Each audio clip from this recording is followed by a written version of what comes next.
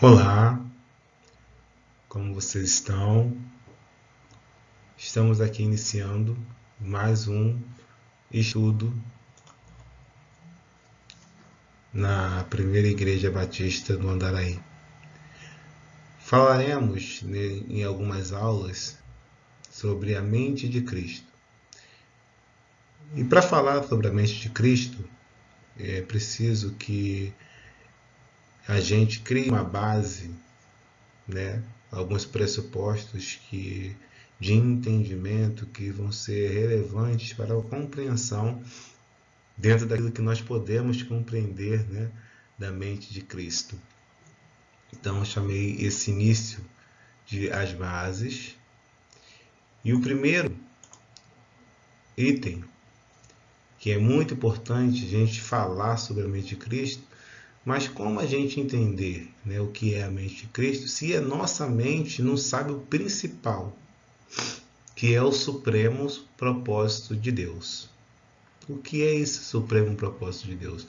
Todas as coisas acontecem, em torno desse propósito, desse supremo propósito de Deus, que a gente vai entender nesta aula o que é, dentro de uma construção de um entendimento para que consigamos entender a mente de Cristo. E após essas bases, aí a gente pode falar de modo mais prático. E nós temos aí, essa ilustração. Não perca o bonde da história. Muito interessante, essa ilustração, porque mostra toda a história, do propósito de Deus no tempo. É óbvio que o propósito de Deus ele começa na eternidade. Mas é bem interessante. Ele começa, falando, tem um bondezinho, aqui, e ele diz: tudo começa com a criação.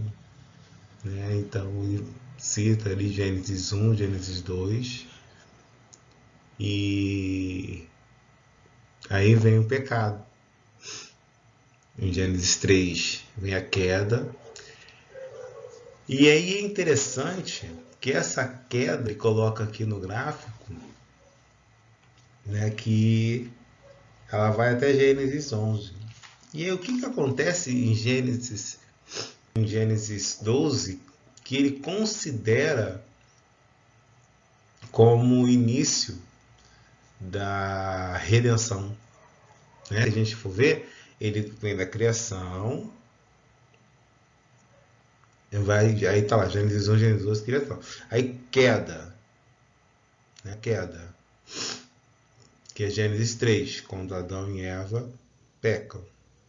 Aí em Gênesis 11, que ele diz que o bonde começa a subir a redenção. Normalmente, nós temos uma ideia de que a nossa redenção aconteceu na cruz há 2000 anos atrás.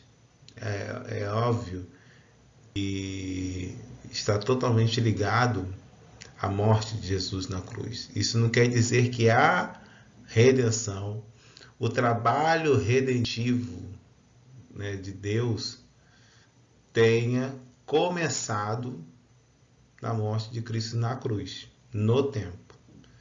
Muito antes, a gente pode dizer que na eternidade passada começa,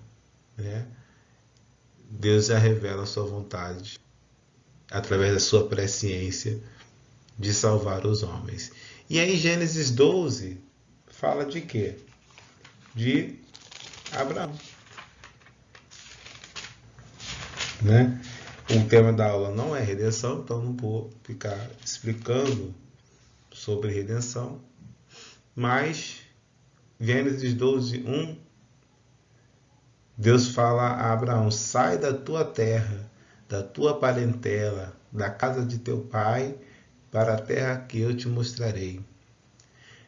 E aí, quando houver um tema que trabalhe sobre redenção de forma mais específica, poderia se fazer uma análise sobre isso. Por que em Abraão começa a falar de redenção? Né? Para não ficar tão perdido, em Gálatas, o apóstolo Paulo ele faz essa explicação. E aí, depois, os mais interessados podem aí ir fazer essa pesquisa, essa análise lá no Novo Testamento, em Gálatas 3, onde Paulo explica, à luz do Novo Testamento, essa ideia de graça, de redenção, né? Que Abraão foi chamado graciosamente por Deus, né? E em Gálatas 3 tem isso de forma mais explícita. E vai até João 21, né? João 21, o ministério de Jesus está acabando. Em Atos começa o ministério, a igreja, né? Ela começa a era da igreja e assim vai até a consumação do propósito de Deus. O supremo propósito de Deus, Efésios capítulo 1. Efésios capítulo 1, versículo 1 e 2, ele faz uma introdução sobre a questão do livro. Ele diz: Paulo, apóstolo de Cristo, de Jesus Cristo, pela vontade de Deus, aos santos que estão em Éfeso e fiéis em Cristo Jesus.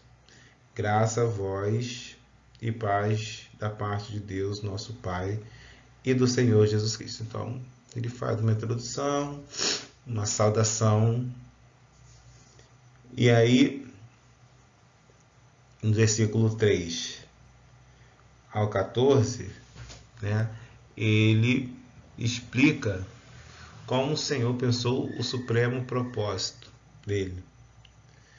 Né? Ele diz lá no 3, bendito Deus e Pai do nosso Senhor Jesus Cristo, o qual nos abençoou com todas as bênçãos espirituais nos lugares celestiais em Cristo, como também nos elegeu nele antes da fundação do mundo, para que fôssemos santos e irrepreensíveis diante dele em amor. E nos predestinou, ou seja, predestinou, para quê? Para filhos de adoção, por Jesus Cristo, para si mesmo, segundo o beneplácito da sua vontade, para louvor e glória da sua graça, que ele nos concedeu gratuitamente no amado. 7. Em quem temos a redenção pelo seu sangue, a remissão das ofensas, segundo as riquezas da sua graça, que ele fez abundar para conosco em toda a sabedoria e prudência, desvendando-nos o mistério da sua vontade, segundo o seu beneplácito, que propusera em si mesmo, para tornar a congregar em Cristo todas as coisas, na dispensação da plenitude dos tempos, aquele gráficozinho lá, né? No final, todas as coisas irão congregar, estão reconciliadas com Cristo. Então, a gente entender que a amplitude, né, do propósito de Deus vai além do homem, né? É reconciliar todas as coisas. E aí, quando diz todas, a nossa mente não consegue imaginar a amplitude disso tudo. Mas, versículo 10, para tornar a congregar em Cristo todas as coisas, na dispensação da plenitude dos tempos, tanto as que estão nos céus, como as que estão na terra. Então, é algo mais do que somente o homem, é algo cósmico, algo que abrange todas as coisas. Nele digo, em quem também somos feito herança, havendo sido predestinados conforme o propósito daquele que faz todas as coisas segundo o conselho da sua vontade. Então, conforme o propósito. Então, existe o propósito de Deus em todas as coisas, no tempo, né? Nessa dispensação da plenitude dos tempos. Versículo 12. Com o fim, qual é a finalidade? Com o fim de sermos para o louvor da sua glória. Nós, os que primeiro esperamos em Cristo. Nele também estáis, depois que ouviste a palavra da verdade, o evangelho da vossa salvação, no qual também havemos crido, fostes selados com o Espírito Santo da promessa, que é o penhor da nossa herança. Então, havemos crido, foste selados com o Espírito Santo da promessa, que é o penhor da nossa herança, para a redenção da possessão de Deus para o louvor de sua glória. Então, Paulo está explicando como o Senhor pensou o seu propósito. Então, ele diz que ele nos elegeu nele, em Cristo, antes da fundação do mundo, com a finalidade de que nós fôssemos santos, irrepreensíveis. Nos predestinou para filhos de adoção por Cristo Jesus. Então, Cristo é o meio, né, para que essa consumação do propósito de Deus aconteça, e aconteça em nós, no homem. E ele fala que esse mistério da vontade dele, ou seja, algo que acontece na eternidade, no coração de Deus, é desvendado, né, é revelado e em nós, né, e Cristo, ele torna a congregar todas as coisas nele, né? Tanto que estão nos céus quanto estão na terra. Então, quanta coisa, né, há de ser reconciliada de forma plena, né, com Cristo. E aí, do versículo 15 ao 19, Paulo fala do anseio do seu coração, né? Aí ele fala, pelo que tendo eu também ouvido da fé do Senhor Jesus, que há entre vós, e do amor que tende para com todos os santos, ele faz do quê? Ele não cessa de dar graças a Deus por vós, ou seja, pelos irmãos em Éfeso, lembrando-vos de vós as minhas orações. Qual é o anseio do desejo de Paulo? Para que o Deus do nosso Senhor Jesus Cristo, o Pai da glória, vos dê em seu conhecimento o espírito de sabedoria e de revelação. E aí já nos liga, né, a ideia de mente de Cristo. É necessário que tenhamos esse espírito de sabedoria e de revelação. E aí ele diz no 18, tendo iluminado os olhos do vosso entendimento, para que saibais qual é a esperança da sua vocação, quais são as riquezas da glória da sua herança nos santos. Então, para iniciar essa questão da mente de Cristo, a gente já entende que há um propósito de Deus na eternidade, que se revela na plenitude dos tempos em Cristo Jesus, que é necessário, né, que Deus nos dê esse conhecimento, nos dê essa iluminação nos nossos olhos, que significa, né, entendimento, discernimento, capacidade de discernir, né, qual é a esperança da nossa vocação. É necessário revelação, ele diz aqui no 17, espírito de sabedoria e de revelação. Então não é somente uma questão teológica, não é somente uma questão de conhecimento. Eu já leio bastante, eu já conheço a Bíblia, já li tudo. Não. Há que se ter uma revelação, porque Deus trabalha no interior do homem. Então é algo que é dado também por Deus. E o anseio do coração de Paulo, né, era isso. E ele orava por isso, para que Deus desse no conhecimento deles o espírito de sabedoria e de revelação. Ou seja, no conhecimento dos Efésios, Paulo orava para que neles, com todo o conhecimento que eles tinham, houvesse o espírito de sabedoria e de revelação. E aí ele diz no 19: e qual é a suprema grandeza do seu poder em nós, os que cremos, segundo a operação da força do seu poder. Então, ter a mente de Cristo é entender todas essas coisas iniciais que a gente precisa, né, caminhar para, uma vez conhecendo qual é o propósito de Deus, batalharmos na fé para andarmos segundo essa visão, né? Nos aliar a Deus no seu propósito e não ser independente.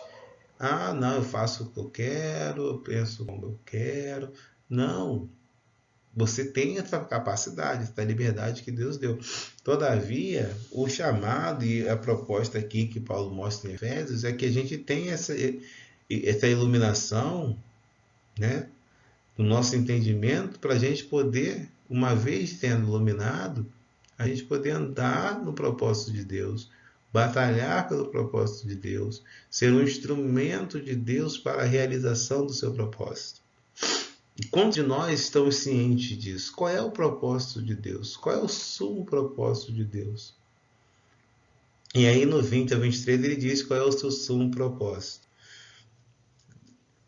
Ele diz, né, que operou em Cristo, ressuscitando-o dentre os mortos, fazendo-o assentar-se à sua direita nos céus, acima de todo principado, poder, potestade e domínio, e de todo nome que se possa pronunciar, não só neste século, mas no vindouro. Também sujeitou todas as coisas aos seus pés, e sobre todas as coisas o constituiu cabeça da igreja, a qual é o seu corpo, a plenitude daquele que cumpre tudo em todos. Aí a gente pode fazer um pouquinho de análise para a gente ir tentando alcançar a mente de Deus quando ele revela o seu propósito.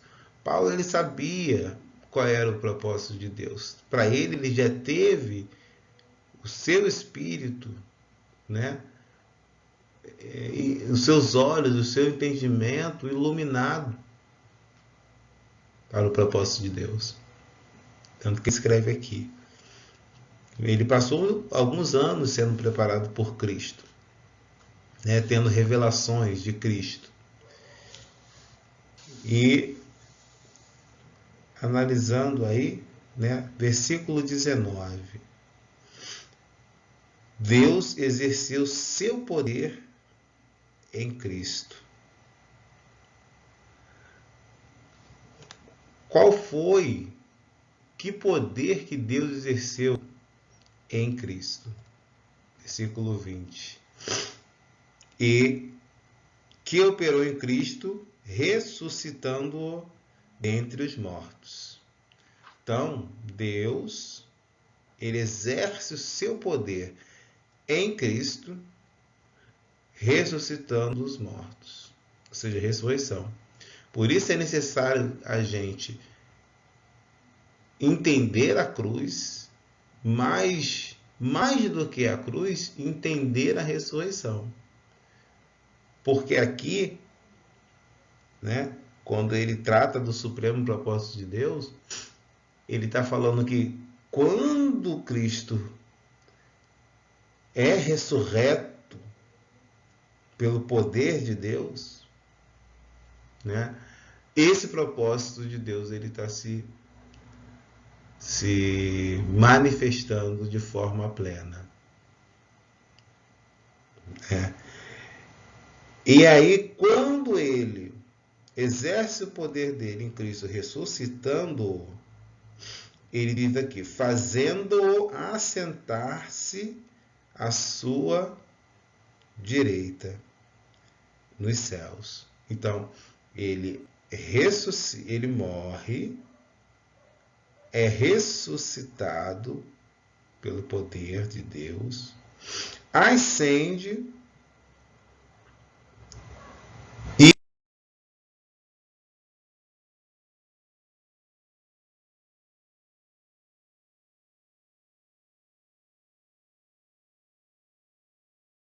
é entronizado à direita nos céus. Não é algo físico, né? A Bíblia não é para ser lida de forma literal. Isso significa uma posição, estar à direita significa uma posição de honra. Então, o propósito do Pai, o propósito de Deus dentro da obra, né? Dentro do propósito significa plano, significa obra. Dentro da obra, dentro do plano do plano de Deus, na eternidade passada, era fazer com que isso acontecesse. Diante da presciência de Deus, que sabia de tudo que iria acontecer com a humanidade, né? Que iria acontecer e que ainda não aconteceu, mas que ele já sabe todas as coisas, na sua presciência, ele tem o propósito de colocar o filho no lugar de honra. Mas, que é interessante, além de assentar-se à sua direita, versículo 21, acima. Então, aquele que saiu das regiões mais baixas, está aqui também em Efésios, acho que é Efésios 4,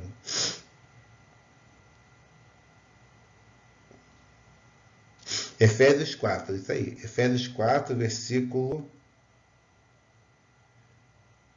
7. Vamos dar uma lidinha para entender essa glorificação.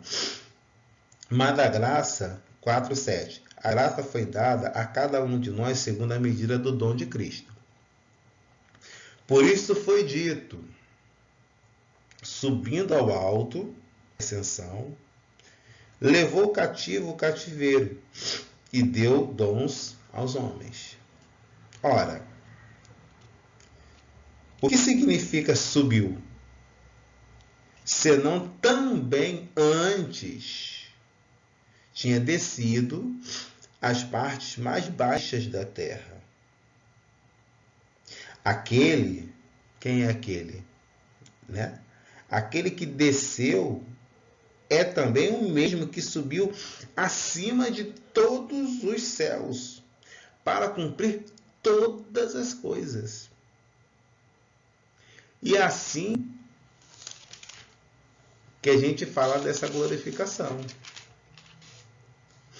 Acima de todos os céus. Logo, acima de todo principado, poder, potestade e domínio e de todo nome que se possa pronunciar, não só neste século, como no vindouro. Quem? Aquele que desceu às partes mais baixas da terra. E ao ressuscitar, e aí vocês, lendo os 4 evangelhos, vocês vão ver a morte, vocês vão ver que ele fica, 3 dias morto, e aí ele ressuscita, e aí ele ascende, e aí todo mundo espiritual vendo, essa glorificação, todos os principados e potestades, todo a hostes, angelicais, todos viram a posição que o Pai colocou o Filho de honra. E é muito interessante que a gente entender que o propósito de Deus na obra dele é pôr o Filho no lugar de honra. Mas, versículo 22, todas também sujeitou todas as coisas criadas aos seus pés.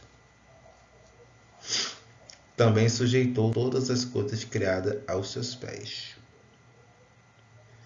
E aí, lendo aqui, também sujeitou todas as coisas criadas aos seus pés, e sobre todas as coisas criadas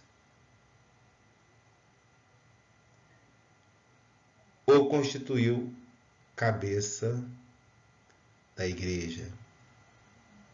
Cabeça,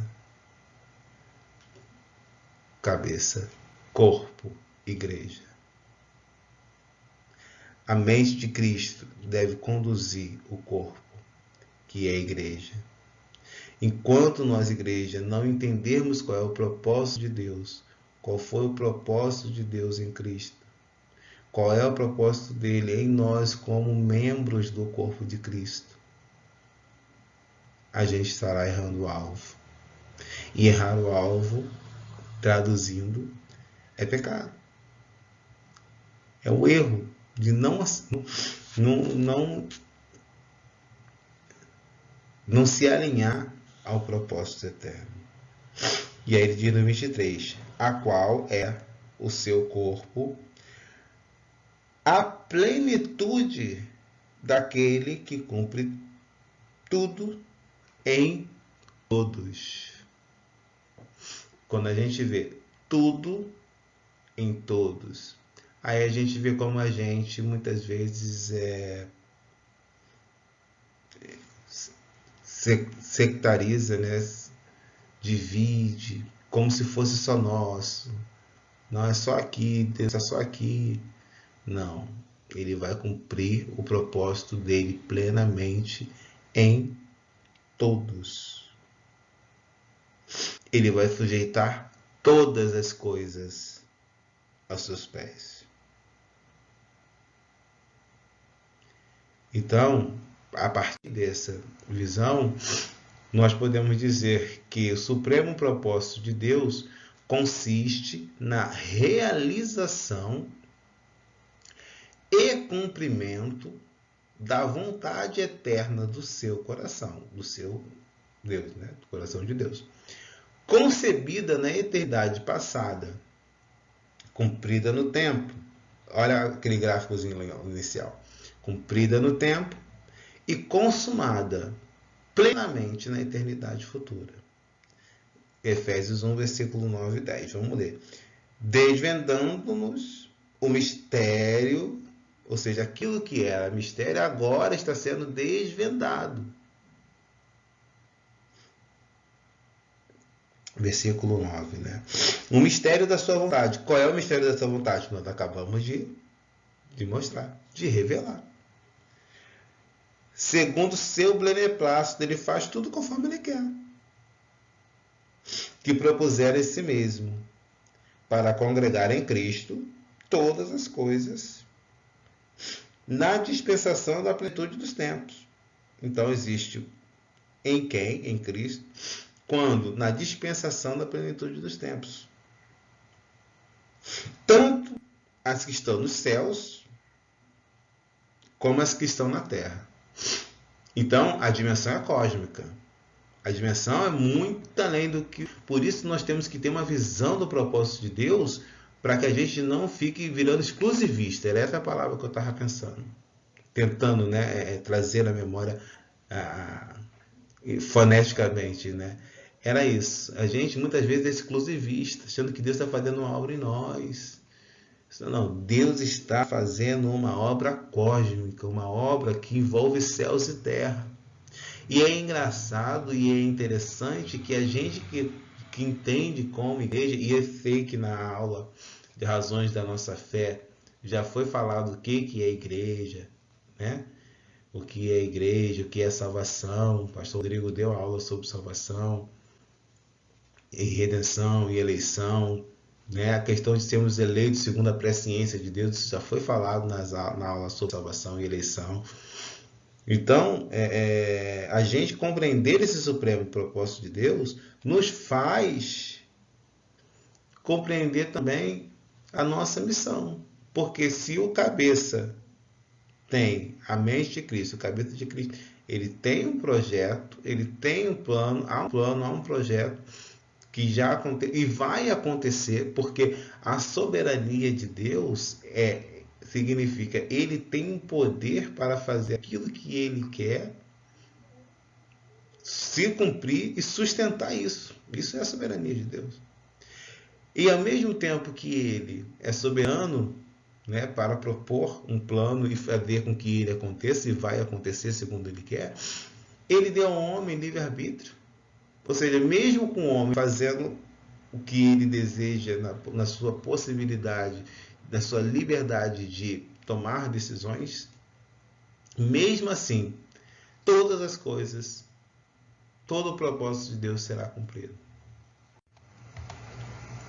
E aí a gente entende, é necessário a gente ter então uma visão celestial. Uma vez que o mistério já foi revelado do supremo propósito de Deus, está ligado à glorificação e exaltação de Cristo. Informar um novo homem com Cristo a cabeça e a igreja como corpo. Assim como anda o cabeça, deve andar o corpo. Assim como pensa a cabeça, o corpo também tem que pensar. Assim como vê a cabeça, assim o corpo deve ver. Assim como reagiria o cabeça, o corpo deve reagir. É só ler os evangelhos. Cristo é a expressão exata do Pai. Cristo amou, Cristo teve compaixão, Cristo perdoou. E outros dezenas de exemplos que ele nos mostra nos 4 evangelhos. Aprendestes Cristo, como diz Paulo. Então, para isso, nós temos que ser guiados por uma visão. Não a gente fica sendo cego, guiando cego. E a gente já viu que não é uma questão teológica. É uma questão de revelação. Por isso que Paulo orava para que o espírito de sabedoria e de revelação fosse dado pelo Pai da Glória no conhecimento dos irmãos. E é isso que nós temos que orar quando a gente for fazer esse estudo, a mente de Cristo, a grandeza do propósito de Deus que está envolvido nisso. E Deus colocou a igreja dentro desse plano, porque lá ele fala, no 22, também sujeitou todas as coisas aos seus pés e sobre todas as coisas o constituiu cabeça da igreja. Então, todo o envolvimento de Cristo, na consumação de todas as coisas, a igreja também vai estar lá, está no plano.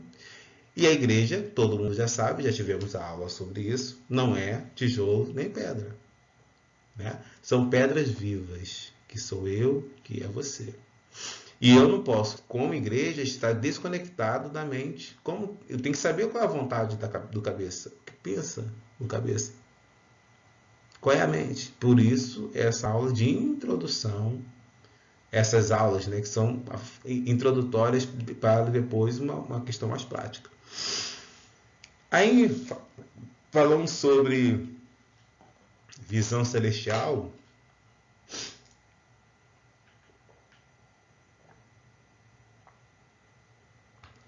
Em Atos 26, Paulo, ele fala ao rei Agripa do seu testemunho.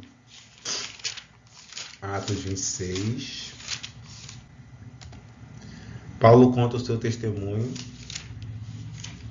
Eu não vou ler, depois vocês, de forma o rei Agripa, vocês veem com mais calma, mais interessante. Ele contando todas essas coisas, tal.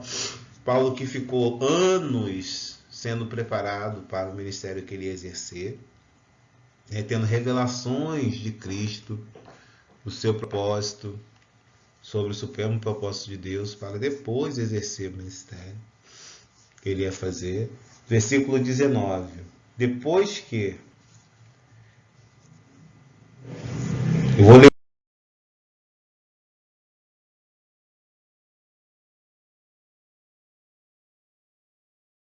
o 18, que é interessante. ele diz assim, para lhes abrires os olhos. Então, olhos significa discernimento, né? Entendimento.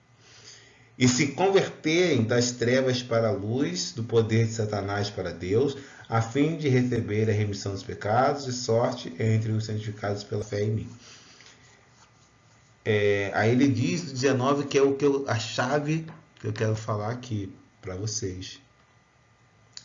Pelo que, ó rei Agripa, não fui desobediente à visão celestial.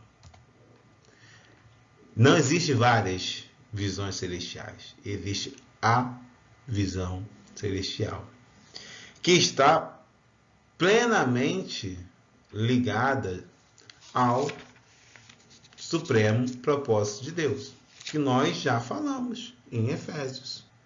Mas, para não ficar só em Efésios, vamos em Colossenses.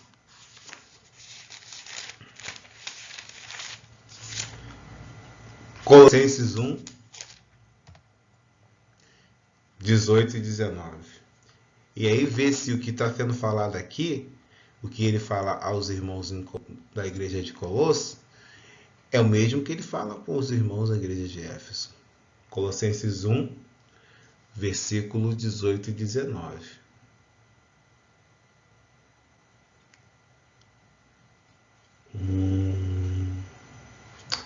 Vamos lá. Ele, Cristo, é a cabeça do corpo, da igreja. Então, Cristo é a cabeça, a igreja é o corpo. Ele é o princípio e o primogênito dentre os mortos.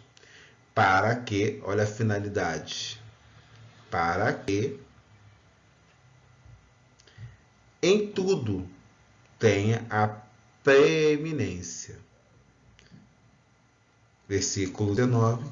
Porque foi do agrado do Pai que toda a plenitude nele habitasse. Então, a visão celestial é de Cristo ter toda a primazia de todas as coisas. Passou. E Efésios 1,17 nós já lemos. O propósito de Deus é O propósito de Deus consiste na determinação de Deus de cumprir em relação ao seu Filho a sua vontade. Então, só nessa introdução, nessas coisas que nós estamos falando, a gente começa a entender pela própria palavra que o propósito de Deus não é dar carro, não é dar emprego, não é curar, não é nada disso. Coisas circunstanciais. Não que ele não as possa dar. Deus não tem o seu poder limitado e Deus faz tudo conforme a sua vontade. Poder ele pode fazer. Então você pode orar para que Deus possa abençoar a sua vida, a do seu irmão e a do seu inimigo, né? Mas não é o supremo propósito de Deus, não é esse. A gente já viu o supremo propósito de Deus não está ligado ao homem, não é o propósito de Deus, não é o homem, isso é humanismo. O propósito de Deus é Cristo. É fazer cumprir a sua vontade em relação ao seu filho. Então, o propósito de Deus é tornar seu filho glorioso, exaltado, centro e ser circunferência de todas as coisas criadas que convergiram para ele.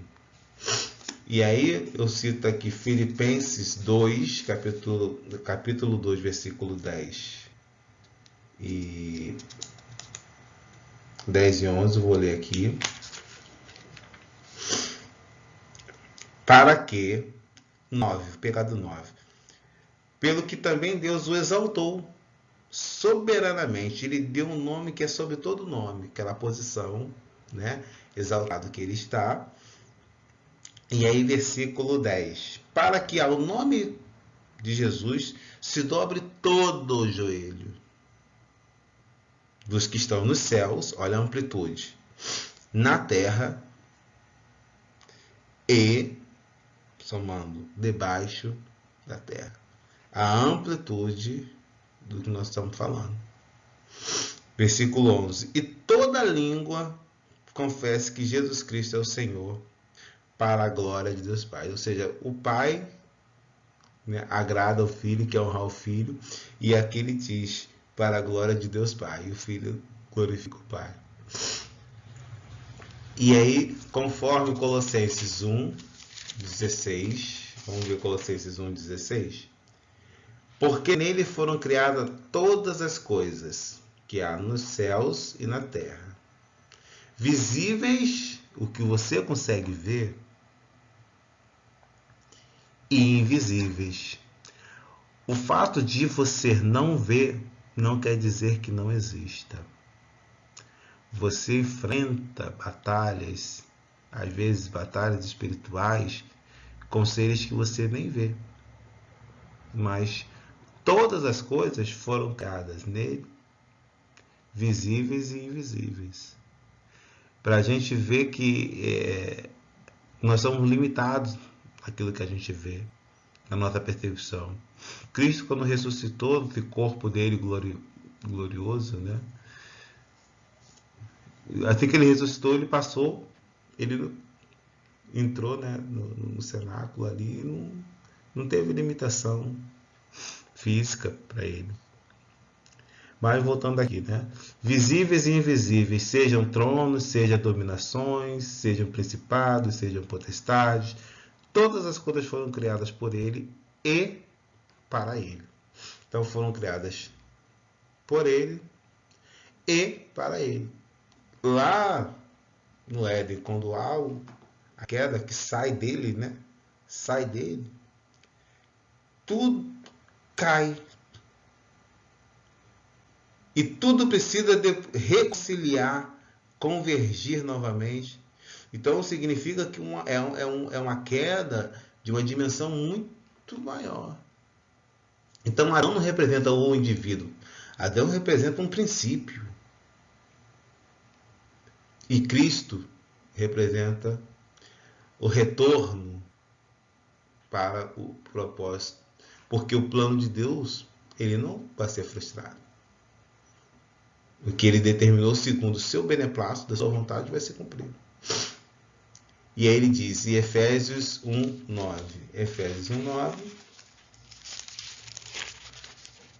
que diz, desvendando-nos o mistério da sua vontade, segundo o seu beneplácito, que propusera em si mesmo. Ou seja, Deus propôs em si mesmo um plano de tornar o seu filho glorioso. E B, que aí é muito interessante para nós, porque tem a ver conosco. Deus também pensou fazer de seu filho primogênito. O que era antes da ressurreição unigênito, né? Após a ressurreição, o novo homem coletivo, onde Cristo é o cabeça e a igreja é o corpo, ele é o primogênito na grande família universal, que é inclui eu, inclui você.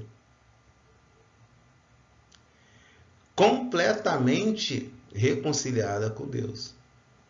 Ah, mas ainda estou meio assim. Todas as coisas vão se cumprir. Completamente. Todo o plano de Deus de redenção será cumprido. Plenamente. Porque ele planejou segundo o seu beneplácito e ele vai cumprir por ele ter soberania sobre todas as coisas. Atos 17 e 28. Atos 17, 28.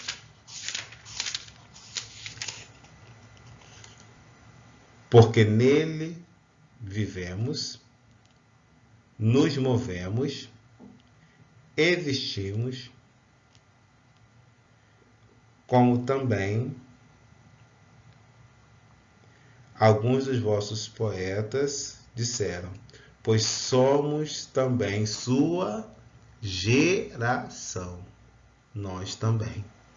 Quando Cristo ressuscitou, ele ressuscitou como cabeça e nele fomos gerados também, como seu corpo, como sua igreja. E uma das honras que o filho vai ter é ser o primogênito de muitos. E aí inclui a nós, que fomos chamados segundo a sua graça. Hebreus 12, 22. Hebreus 12, 22.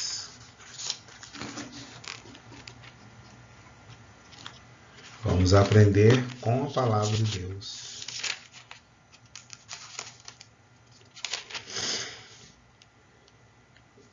Isso é muito lindo. Hebreus 12, 22.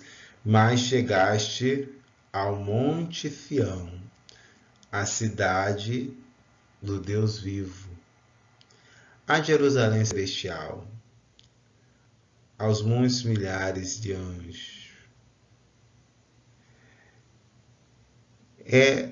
A gente chegou nessa consumação final, que é o Apocalipse 22. Apocalipse 22. Peraí, Nova Jerusalém. Apocalipse. Esqueci.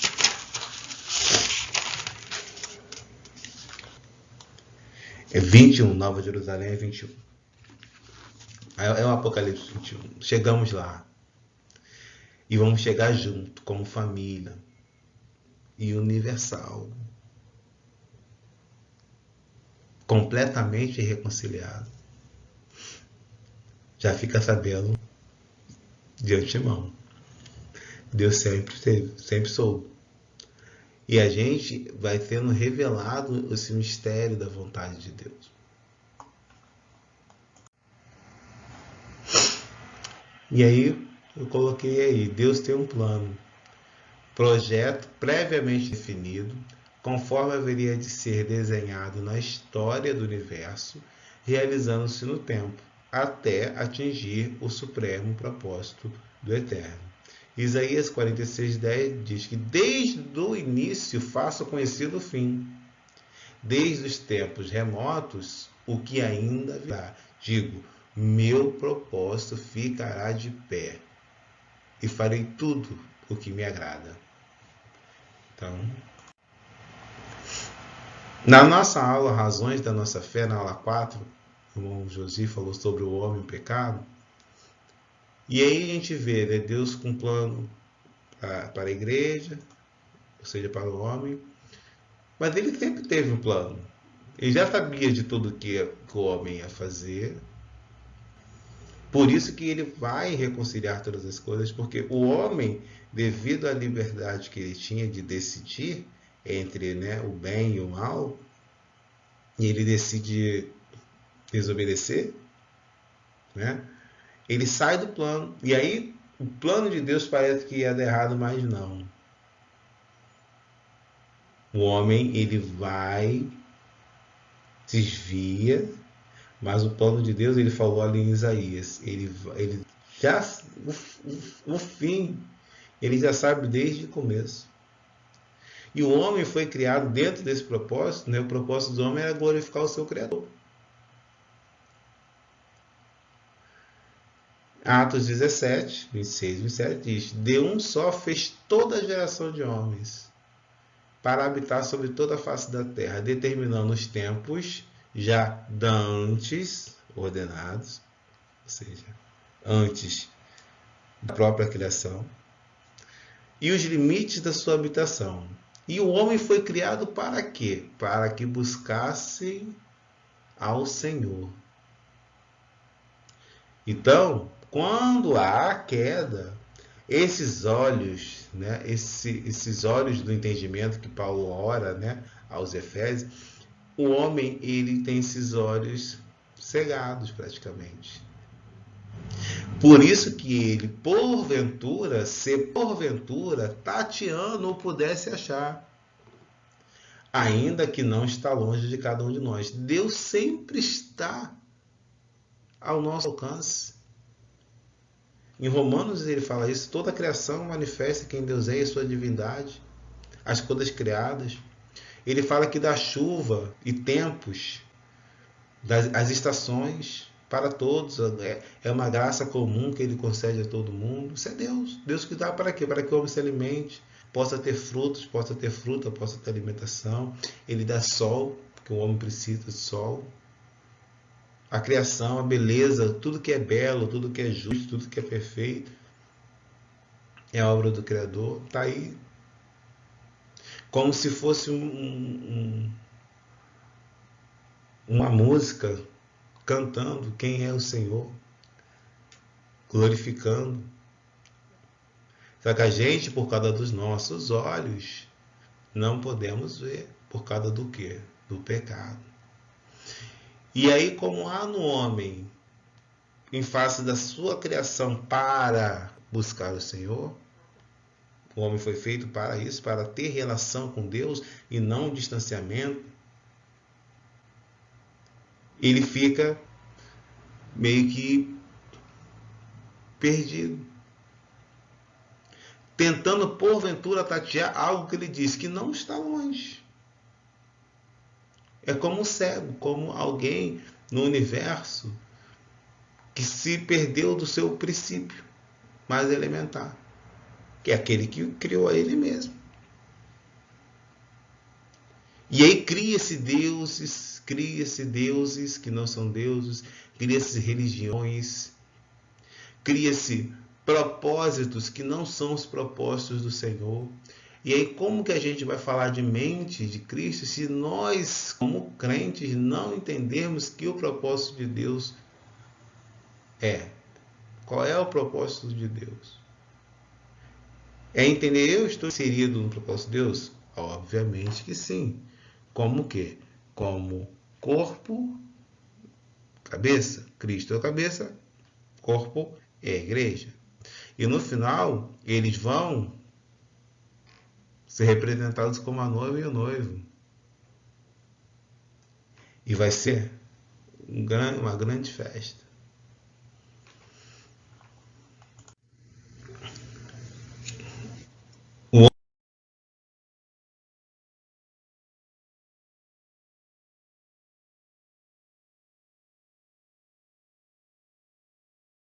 O homem, a Deus foi dado, Deus deu ao homem salvação para voltar justamente a essa posição da onde tinha caído. E essa aula que foi dada pelo pastor Rodrigo, quando falou sobre salvação e eleição, razões da nossa fé. Ou seja, que vocês também já sabem, não preciso falar, só para reforçar. Na aula 2 sobre as Escrituras, o irmão José falou, né? As Escrituras sagradas, ela aprova essa natureza divina. Então, uma das maneiras para a gente entender o propósito de Deus, qual é a vontade de Deus, é ler as Escrituras. Mas apenas ler? Obviamente que não. Ele diz aqui, a gente leu lá em Efésios,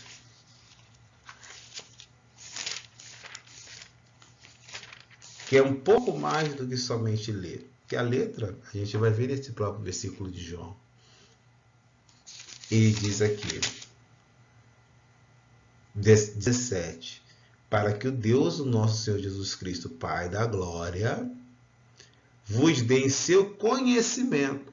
Eu leio a Bíblia, eu conheço. Ele diz aqui em João.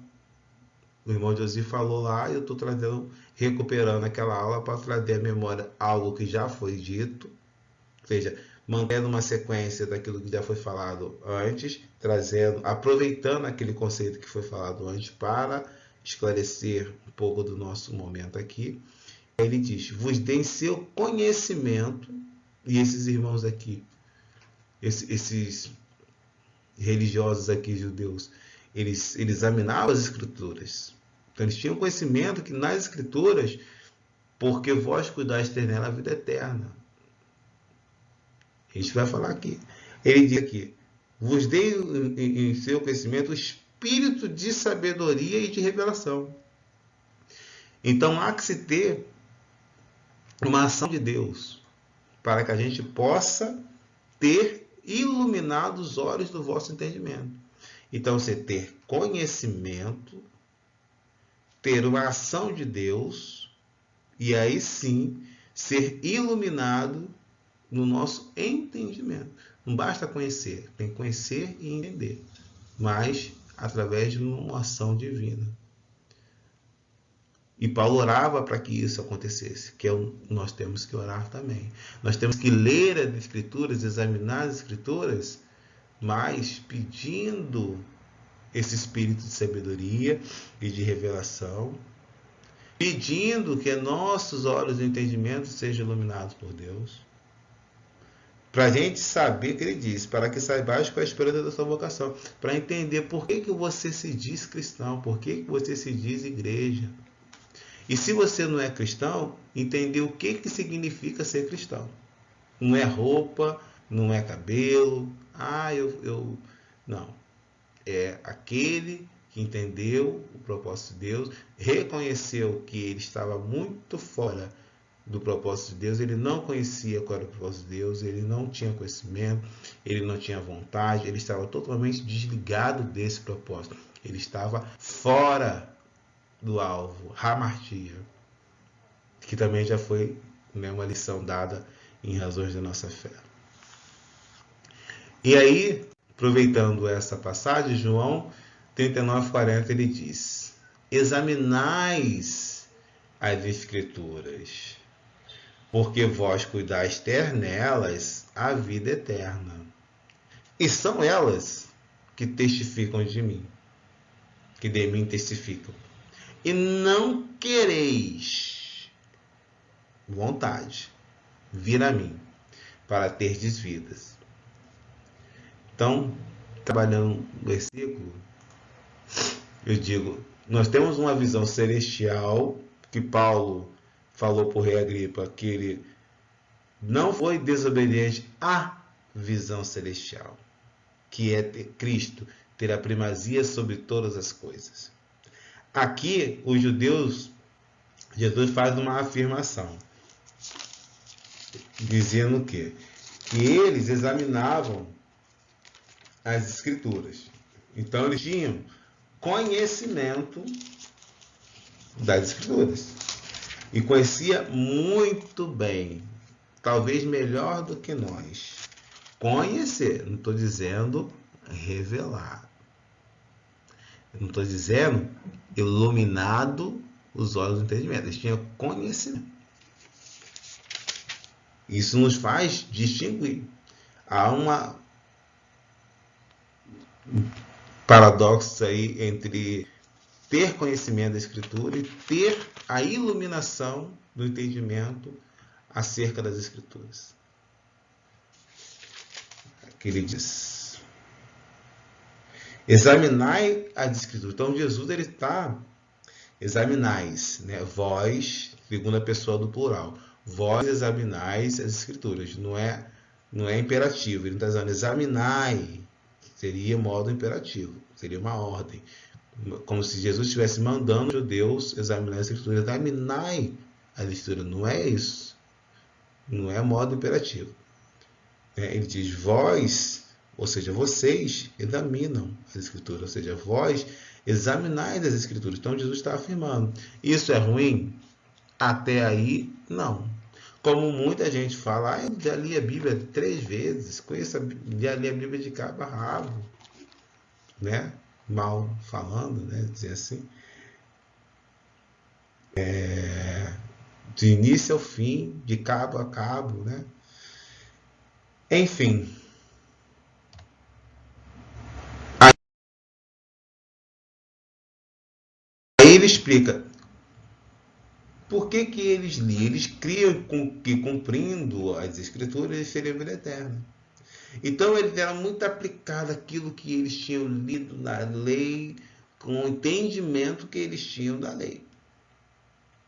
O entendimento que eles tinham da lei era correto? Deus se revelou progressivamente ao longo do tempo. Faz parte do plano de Deus. Uma revelação progressiva da sua vontade. Tendo a revelação máxima em Cristo, como ele diz lá em Hebreus, havendo outrora falado de muitas maneiras pelos pais, pelos profetas, agora fala pelo Filho, de forma plena.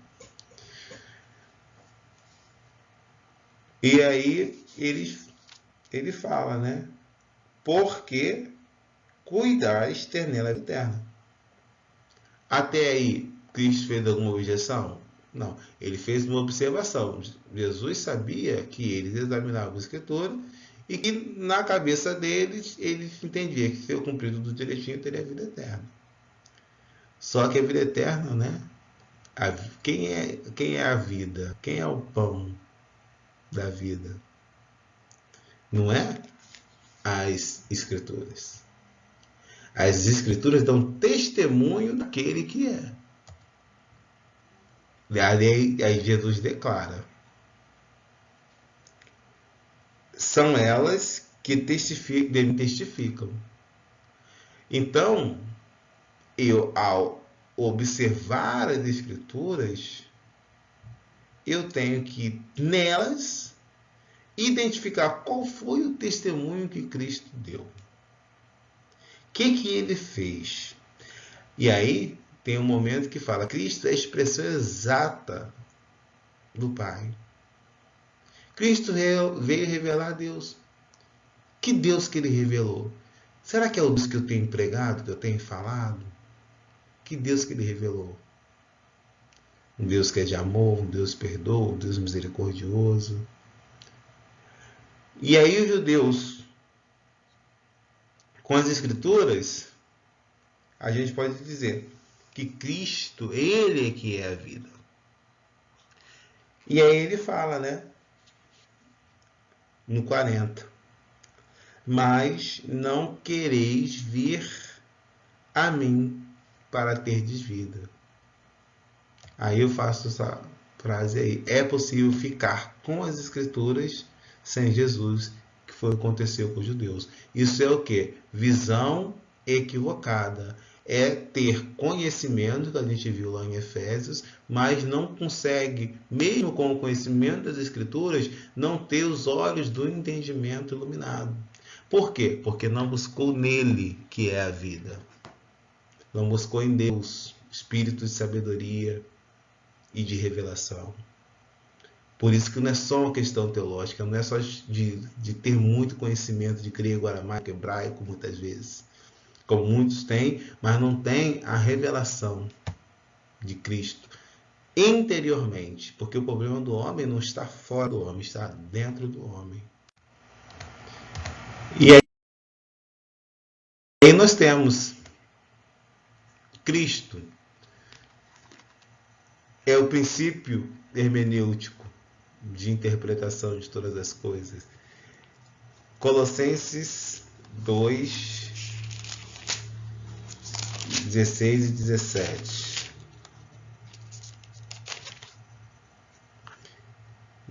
Portanto, ninguém vos julga pelo comer. E aí ele faz referência ao quê? Ao Antigo Testamento. O beber por causa de dias de festa, ou da lua nova, ou dos sábados, né? Que são o quê? Sombras das coisas futuras. Mas o corpo é de Cristo. Ou seja, sombras. O que eu tenho, a minha mão, vou usar para cá, a minha mão é a realidade, né?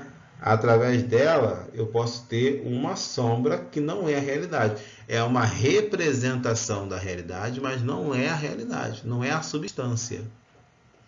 A sombra não tem luz, não tem luz. Ela é uma representação daquilo que é, mas não é o que é. A realidade é o que é. Então Cristo, ele é a realidade. Então tudo que vem, por isso que essa tempo atrás, tudo que vem antes de Cristo são sombras, são possibilidades, vislumbres, né, daquilo de bens ou de coisas futuras. Versículo 17. Até que Cristo vem, né? Então tudo que é anticristo, Antigo Testamento, então Abraão, Moisés, né, Davi, tabernáculo, véu, tudo é circunstancial, passageiro, muitas vezes cultural, histórico, ou seja, remete à época, ao povo de Israel, muitas vezes. E às vezes a gente quer trazer elementos de lá, da sombra, para trazer como se fosse realidade. Isso é o que? É desfoco da visão. Aquilo era necessário ao tempo, ou seja, Deus ele vem se revelando ao longo do tempo, até que vem Cristo. Como o falar final de Deus, como diz Hebreus, né, 1, e falou de muitas maneiras no tempo, circunstancialmente, passageiramente, pelos pais, pelos profetas, agora pelo Filho, de forma plena. E assim permanentemente. Após Cristo, falar após Cristo, né, que é o Novo Testamento, é permanente, é definitivo, é eterno, é o Evangelho.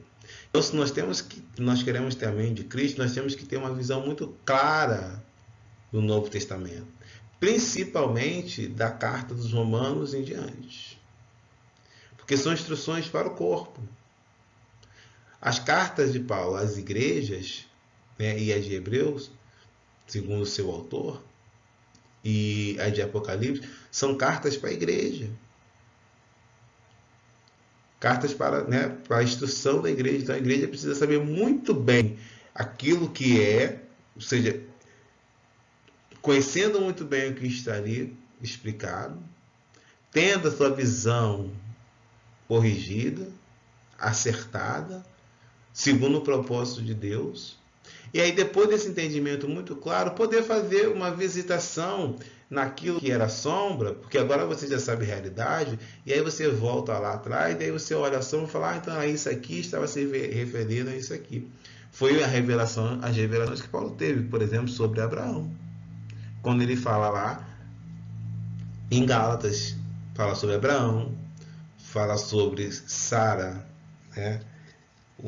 Fala sobre Isaac e Ismael, o que representa no Novo Testamento, uma visão à luz, né, que é Cristo, a revelação do Novo Testamento. Ele olha para o Antigo, para a sombra, e aí ele interpreta a sombra a partir da realidade, a partir daquilo que é. Então o que é isso. Então aquilo lá representava isso aqui. Então a chamada de Abraão representa alguma coisa. Ele explica lá, você vai ler lá em Gálatas, você vai ver.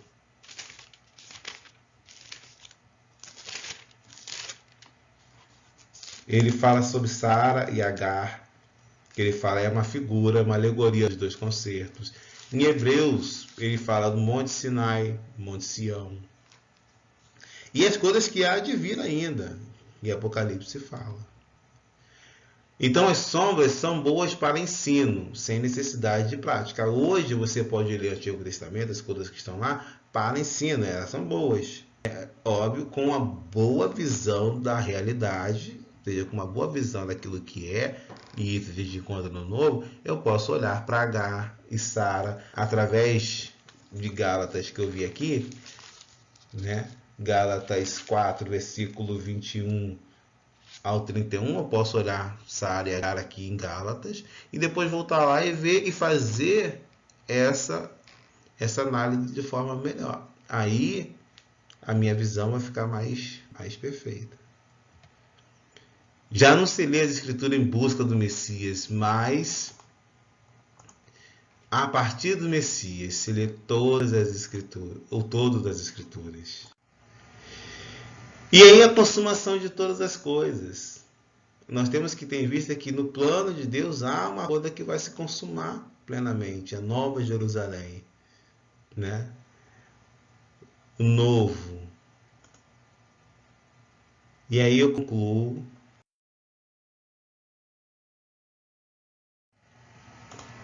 com essa fala.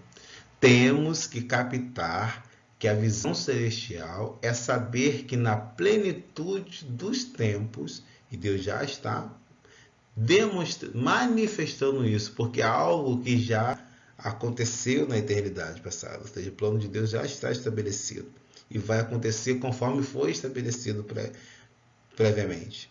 Né? A gente leu lá em Isaías 46. Mas na plenitude dos tempos, Deus fará o seu propósito eterno, cujo clímax, e a gente está incluído nisso, ele vai tornar a congregar em Cristo todas as coisas, e não sejamos exclusivistas. Todas as coisas é todas as coisas. A dimensão da obra de Deus na sua consumação final vai incluir coisas que nós nem imaginamos. Lembra-se que a gente leu lá? Ele cria coisas que a gente visíveis e invisíveis.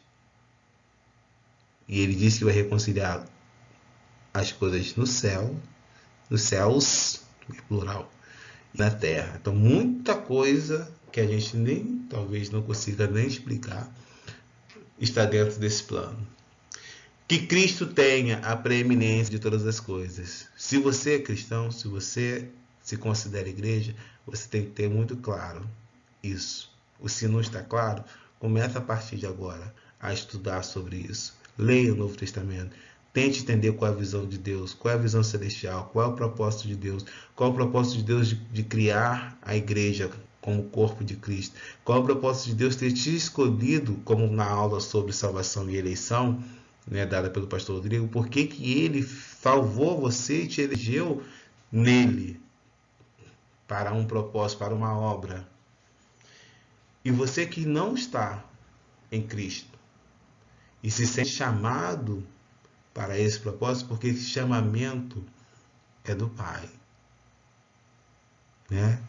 Ele chama, e você sente que você é chamado, não há limitação para você. Venha. Por quê? Porque Deus só tem prazer em Cristo. Estar fora dele não é o prazer de Deus. As boas novas é que eu e você fomos unidos em Cristo. Essa é a base da mente de Cristo para todos nós. Por hoje é só. Muito obrigado. Boa noite, boa tarde ou bom dia.